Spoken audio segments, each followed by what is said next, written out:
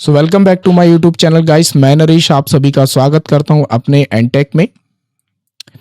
मेरे पास बोर्ड आया है जो कि R62 है। बहुत ही कॉमन बोर्ड है और बहुत ही फेमस रहा है अपने टाइम में, और इसमें एक कॉमन इशू भी रहा है। पहले इसका पार्ट नंबर देख लेते हैं।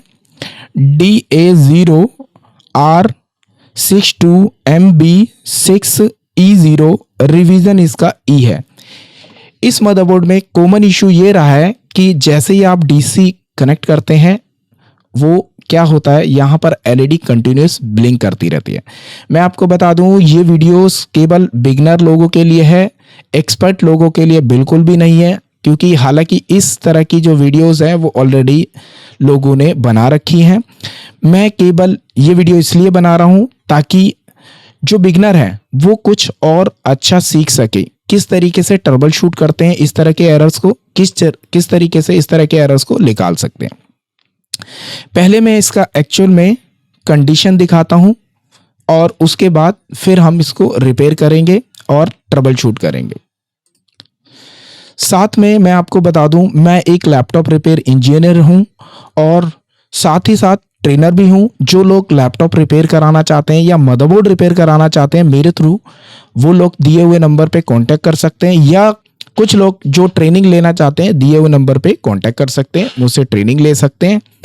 मेरा जो एड्रेस है वो नेहरू प्लेस है, जो कि बहुत ही फेमस जगह है।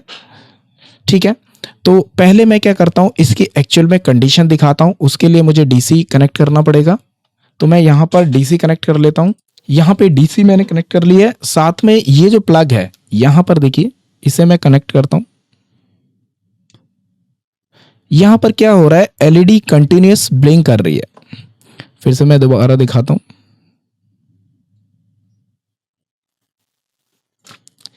इस मॉडल में ये पर्टिकुलर डिफॉल्टेड दिक्कत रही है।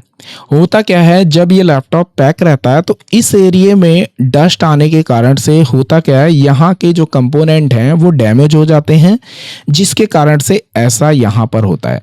लेकिन मैं आपको और बता दूं कि इस तरीके के जो केस हैं, कई बार ऐसा भी केस आता है जहां पर आपने प्लग किया, एलईडी जो है ग्लो करती है, लेकिन जैसे ही आप पावर बटन प्रेस करेंगे वो क्या होगा, एलईडी एक बार के लिए ऑफ होगी फिर दोबारा ऑन हो जाएगी। यानी कि जब यहां से लो लॉजिक हुआ तो यहां पर भी एलईडी ऑफ हो गई, देन जैसे ही हाई लॉजिक हुआ उसके बाद एलईडी वापस सेम स्टेटस में आ गई।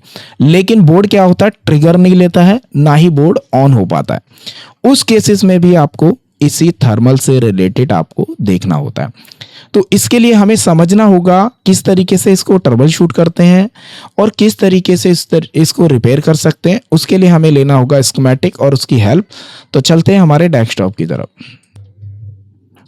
हालांकि इस तरह के जो बोर्ड हैं, जो R62 हैं, इस तरह के जो बोर्ड हैं, इस पर ऑलरेडी वीडियो कई लोगों ने बनाई हुई है, लेकिन मैं केवल आपका टाइम बचे और किस तरीके से इस तरीके के केस को ट्रबल शूट किया जाता है।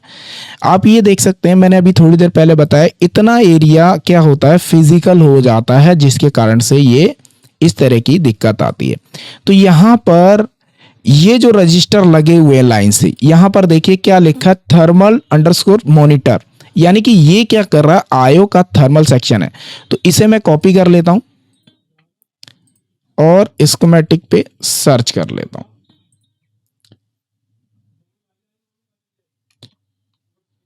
यहां पे दिया हुआ है आयो थर्म प्रोटेक्ट।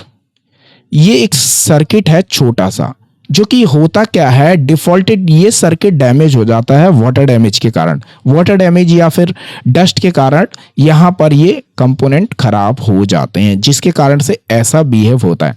सबसे पहले आप क्या कर सकते हैं इस केसेस में, मान लीजिए आपके पास 16.5 के का रजिस्टर खराब हो गया है, यानी कि ये वाला रजिस्टर अगर खराब हो गया, डैमेज हो गया, तो हालांकि यहाँ पे एक वोल्टेज डिवाइडर बन रहा है, तो आपके पास अगर रजिस्टर सेम वैल्यू का नहीं है तो आप यहाँ पे 15K लगा सकते हैं, 11K लगा सकते हैं, 10K लगा सकते हैं।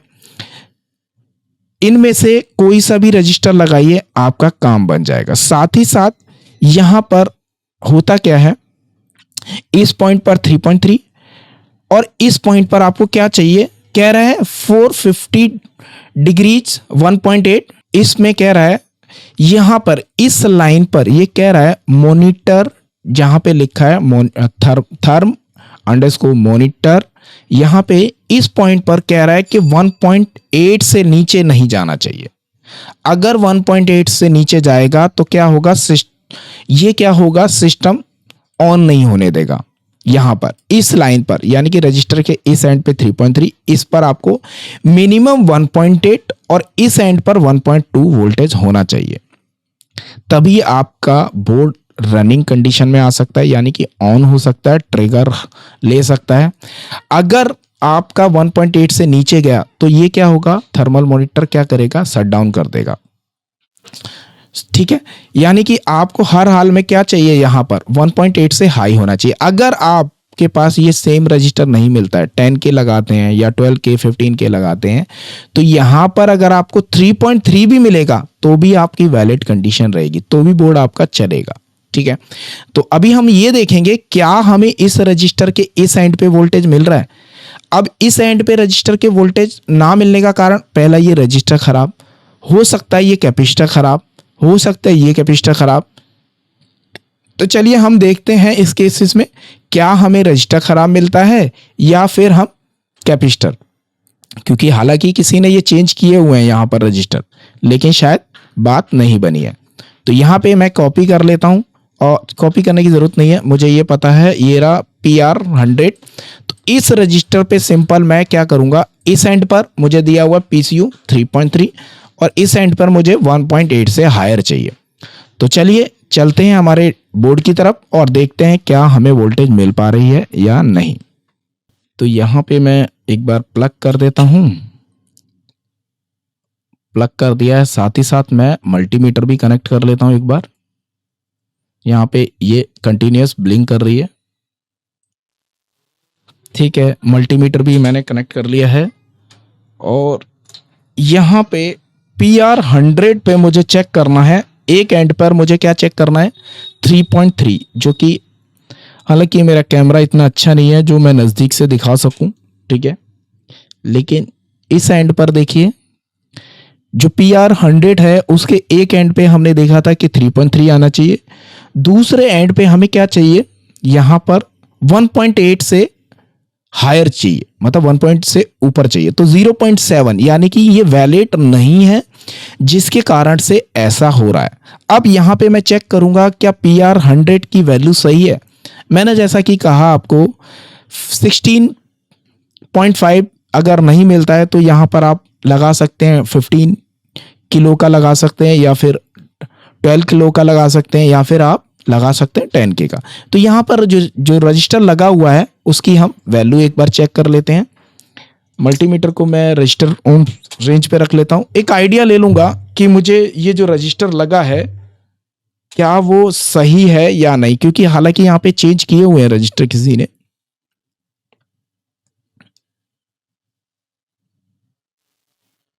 फोर 4.2 किलो ओम आ रहा है, यानी कि ये जो रजिस्टर अराउंड होना चाहिए 10K के अराउंड है ये रजिस्टर। अब इसमें रजिस्टर तो सही है ये वाला, क्योंकि ये मैं जो देख पा रहा हूँ बिल्कुल नीट एंड क्लीन, मतलब नई रजिस्टर लगाए हुए किसी ने, यानी कि इस पे काम किया है किसी ने। अब रजिस्टर अगर सही है तो वोल्टेज नहीं आ रही, तो सिंपल सा फंडामेंटल क्या है, एक बार मैं क्या करूंगा, इंपेडेंस ले लूंगा। हालांकि इंपेडेंस सही होंगे क्योंकि कुछ वोल्टेज यहां पर आ रही है रजिस्टर के इस एंड पर, जिस पर वोल्टेज नहीं आ रही है, 600 के अराउंड आ रहा है, इंपेडेंस सही है। अब हमें इसमें क्या चेक करना पड़ता है जिससे ये सही हो सके या इस तरह के केस को रिजॉल्व कर सके। तो आपके नॉलेज के लिए मैं बता दूं, यहां पर रजिस्टर ऑलरेडी रिप्लेस किए हुए हैं। तो यहां पे हमें क्या नजर, हम देख रहे हैं यहां पर क्या इस लाइन में, जैसा कि मैं स्कीमेटिक पे चलता हूं एक बार, जैसा कि ये रजिस्टर यहां पे ऑलरेडी रिप्लेस किए हुए हैं, एनटीसी भी रिप्लेस किया हुआ है यहां पर। ठीक है, अब मुझे बारी बारी से इस कैपेसिटर को हटा के देखना है, इस कैपेसिटर को हटा के देखना है। ठीक है, दोनों ही कैपेसिटर हटा के देखूंगा क्या मेरी वोल्टेज यहां पर प्रॉपर आई। और मेरा बोर्ड ऑन हुआ है या नहीं। मैंने आपको बताया था कि ये कैपेसिटर भी क्या होते हैं, लीकेज हो जाते हैं, जिसके कारण से क्या होता है, हमारी ये वोल्टेज नहीं बनती है। तो चलिए यहाँ पर कैपेसिटर हैं, दोनों को हटाकर देख लेते हैं इनको। एक बार यहाँ देख लेते हैं कौन कौन से कैपेसिटर हैं, मतलब एक रजिस्टर के नीचे जस्ट, दूसरा,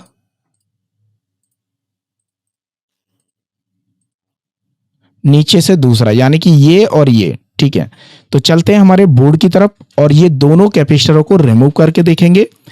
कई बार क्या होता है, रजिस्टर बदलने के बाद भी हमारी बात नहीं बनती है, तो इन कैपेसिटरों को भी हटाकर देख लेना चाहिए। तो चलते हैं हमारे बोर्ड की तरफ। तो यहां पर एक रजिस्टर, दूसरा यहां कैपेसिटर, यहां है नहीं, तीसरा रजिस्टर, तीसरे के बाद एक कैपेसिटर लगा हुआ है, एनटीसी लगी हुई है, यानी कि एक किसी ने कैपेसिटर हटाया है लेकिन एक नहीं हटाया है। चलिए हम हटाकर देखते हैं और फिर चेक करेंगे क्या हमारा मदरबोर्ड ऑन हुआ या नहीं।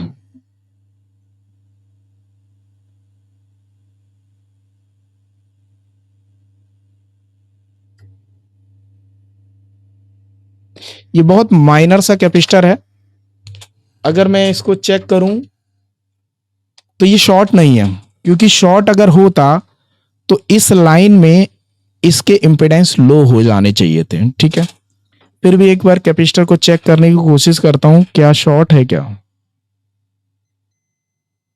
बिल्कुल शॉर्ट हो गया कैपेसिटर ये। एक सेकेंड,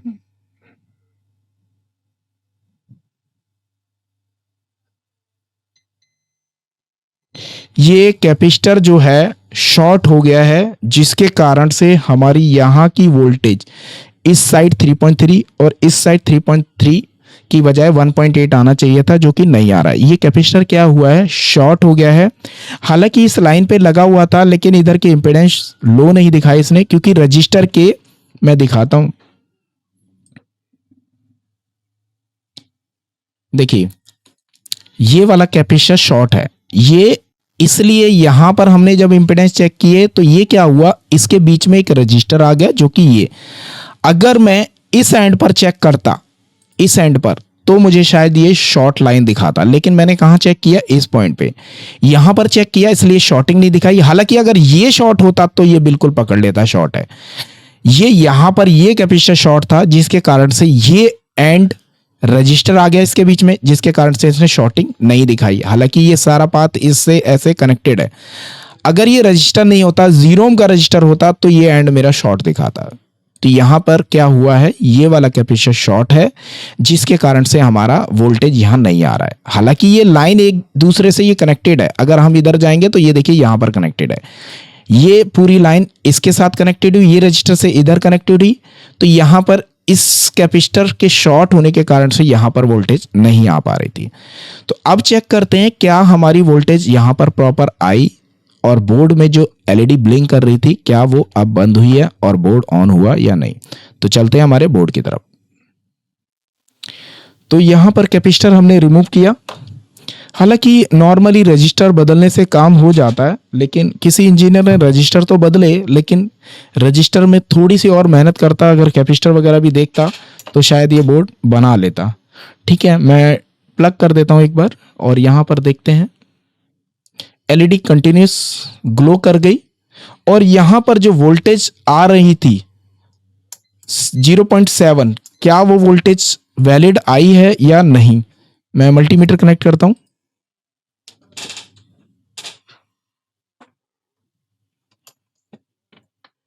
एलईडी कंटिन्यूस ग्लो कर गई है। ये कॉमन दिक्कत है इस मदरबोर्ड में, इसीलिए मैंने आप लोगों के साथ ये केस स्टडी शेयर की है। पहले हम इस एंड पर चेक करते हैं, जहां पर हमें 3.3 नजर आ रहा था। ये दूसरा पॉइंट है जहां पर 0.77 वोल्टेज आ रही थी। यहां पर भी अप 2.7 और 3.0, इधर 3.3, और इस एंड पर 3.0, मतलब 3 वोल्ट के करीब आ रही है। मैंने बताया था कि 1.8 से ज़्यादा होना चाहिए। अगर 3.3 है तो ये भी वैलिड है। और चलिए बोर्ड ऑन करके देखते हैं एक बार, क्या बोर्ड ऑन हुआ या नहीं। और मैं इसको कर लेता हूं और एक साथ में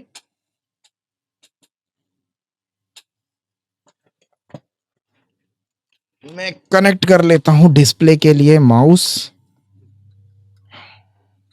मेरे पास अच्छा इक्विपमेंट नहीं मिल पा रहा है, लोग पेन ड्राइव जैसा कुछ लगाकर देखते हैं, वो मुझे भी चाहिए। अगर किसी के पास है तो प्लीज कांटेक्ट करें मुझसे, ताकि मैं भी ये माउस हटाकर एक पेन ड्राइव लगाऊं और उसमें छोटा सा दिखने में थोड़ा अच्छा लगे। तो चलिए मैं बोर्ड को एक बार ऑन ट्रिगर करके देखता हूं क्या ट्रिगर हुआ है। और आपकी नॉलेज के लिए बता दूं, ये जितने भी इसको बंदूक टाइप बोलते हैं कुछ लोग, ठीक है, और जितने भी ये इस तरह के जो बोर्ड हैं, इनमें जो स्टैंड बाई रहती है वो हमेशा याद रखें, हमेशा ज़्यादातर 99% सस्पेंडेड होती है। जो कभी लोग स्टैंड बाई बनाने जा रहे होते हैं या स्टैंड बाई बनाते हैं तो उनको कई बार कन्फ्यूजन होती है कि इसमें स्टैंड बाई ऑलवेज है या सस्पेंडेड है। इसका सबसे अच्छा तरीका ये है, अगर आपको पता करना है कि इसमें ऑलवेज है या सस्पेंड है, 2 तरीके हैं आप पता करने के। सबसे पहला तरीका तो आपको याद होना चाहिए कि एचपी के 99% में सस्पेंड होती है और ये स्टैंड बाई। दूसरा तरीका जो है वो ये है कि अगर आपको पता करना है कि ये सप्लाई ऑलवेज है या सस्पेंड है, तो उसका सबसे अच्छा तरीका ये है, आप उसका अनेबल चेक करें। अगर अनेबल आ रहा है दैट मीन्स वो सप्लाई ऑलवेज है, अगर अनेबल नहीं आ रहा है दैट मीन्स वो सप्लाई सस्पेंड है। लेकिन इसमें एक कंडीशन ये भी हो सकती है क्या, कि मदरबोर्ड में दिक्कत ही यही है कि अनेबल आ रहा है या नहीं आ रहा है। तो उस केस में आपको शायद थोड़ी सी कंफ्यूजन हो सकती है कि ऑलवेज है सस्पेंडेड। तो और एडवांस लेवल के लिए जाना चाहते हैं कि और कैसे पता कर सकते हैं कि सप्लाई ऑलवेज है या सस्पेंडेड है, उसके लिए आप हमारा एडवांस लेवल का कोर्स ज्वाइन कर सकते हैं। ठीक है, तो मैं यहां ट्रिगर करता हूं बोर्ड को, सिंगल एक ही बार में ट्रिगर हो गया, डिस्प्ले भी आ गया। और यहां पर इसको मैं ऑफ करता हूं एक बार फिर से, और ठीक है ट्रिगर हो रहा है और डिस्प्ले भी प्रॉपर आ रहा है। और यहां पर एलईडी भी कंटिन्यूअस ब्लिंक नहीं कर रही है, यानी कि बोर्ड हो चुका है। छोटा सा एक यहां पर कैपेसिटर शॉर्ट होने के कारण से ऐसा हुआ। नॉर्मली इसमें कैपेसिटर शॉर्ट नहीं होता है, मैं आपकी नॉलेज के लिए बता दूं। इसमें जनरली ये जो रजिस्टर हैं यहां पर 4 एक रजिस्टर, दूसरा कैपेसिटर, एक रजिस्टर, दूसरा कैपेसिटर, इन 4 के अंदर ही दिक्कत आती है। सबसे पहले आप रजिस्टर बदले, अगर रजिस्टर बदलने से बात नहीं बनती तब आप कैपेसिटर बदले, बदलने भी मत, हटा दें। अगर बदलना चाहते तो आप बदल के देख ले, हटा दें, आपका बोर्ड प्रॉपर ऑन हो जाएगा। इसमें कॉमन है ये दिक्कत, डिफॉल्टेड है। जैसे कुछ मॉडलों में 3542 में जैसे कि आपको बताया कि ट्रैक कट जाते हैं, इसी तरीके से इसमें भी ये कॉमन दिक्कत है। आई होप आपको ये केस स्टडी पसंद आई होगी। अगर पसंद आई है तो लाइक करें, और मेरा चैनल अभी तक सब्सक्राइब नहीं किया तो चैनल को ज़रूर सब्सक्राइब कर लें, और ज़्यादा से ज़्यादा शेयर करें। मुझे बहुत अच्छा लगता है, आप मुझे सपोर्ट करते हैं, बहुत अच्छे अच्छे कमेंट भी आते हैं, मैं देखता हूँ, हर कमेंट पढ़ता हूँ मैं, ऐसा नहीं है कमेंट नहीं पढ़ता हूँ मैं। काफ़ी लोगों की कमेंट मैं देखता हूँ, बहुत अच्छे कमेंट लिखते हैं। इसी तरह आप मुझे सपोर्ट करते रहिए, और मैं इसी तरह से आपको वीडियोस लाता रहूँगा और कुछ नया सिखाता रहूँगा। Thank you.